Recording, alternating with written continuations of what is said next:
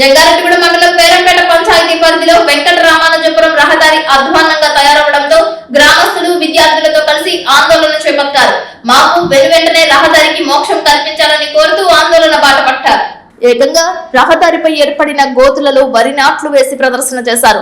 Perampeta approach రహదారి నుంచి వెంకట రామానుజపురం వైపు వెళ్లే రహదారిపై ప్రయాణం నరకయాతనగా మారడంపై రైతు కూలీలు ఆవేదన వ్యక్తం చేశారు. చినుకు పడితే చెత్తడిగా మారుతుందని తెలిపారు. గ్రామస్తులు చేస్తున్న ఆందోళనపై జనసేన పార్టీ నాయకులు స్పందించారు. జనసేన పార్టీ మండల అధ్యక్షులు రాకేష్, మండల సెక్రటరీ యాతం సుధీర్, మండల కార్యదర్శి దాసర మధు, నయీం, సగ్గుర్తి పండు, నూనె సతీష్లు గ్రామానికి వెళ్లి క్షేత్రస్థాయిలో పరిశీలన చేశారు.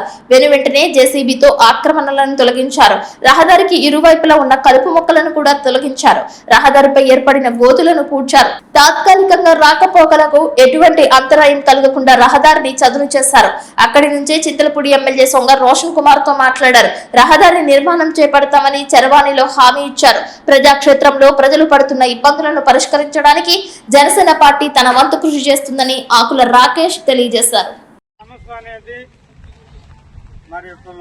ముఖ్యమంత్రి పవన్ కళ్యాణ్ గారికి చేరాలని మా గ్రామస్తులు అందరూ కూడా కోరుతున్నాం. ఎందుకంటే పంచాయతీ శాఖ మంత్రి కాబట్టి ఆయనకు చాలా వరకు పట్టించుకోవాలి కాబట్టి ఈ సమస్యలు అనేది ఆయన వరకు మీడియా పరంగా ప్రజల ద్వారాగా తెలియపరచాలని మరి కోరుతున్నాం. మరి అలాగే ఎమ్మెల్యే గారికి ఎంపీ గారికి కూడా తెలియపరచాలని మరి కోరుతున్నాం. మా గ్రామం తరఫున స్కూల్ పిల్లల తరఫున అందరి తరఫున కూడా మేమందరం కోరుతున్నాం.